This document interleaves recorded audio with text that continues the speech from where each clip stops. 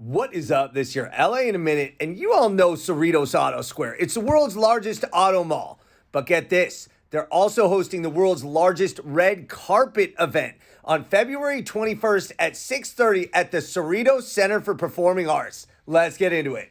That's right, Cerritos Auto Square, the legendary SoCal institution, is hosting this event to have a special showing of their documentary, Nothing Like It in the World, the story of Cerritos Auto Square.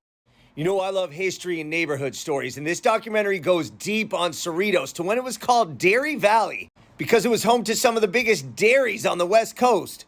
And it traces the city's transformation into Cerritos, which was buoyed by the growth and development of Cerritos Auto Square. And you know they're not going to do this documentary without talking about Ernest. Hey, Vern. And the best part is the screening of this documentary is free. Remember, the Cerritos Center for Performing Arts, Wednesday, February 21st at 6 p.m. They're aiming to make this the biggest red carpet event in the world. The venue is truly beautiful, and they're going to have live music, vintage cars, press coverage, and honestly, I saw the documentary. It is good.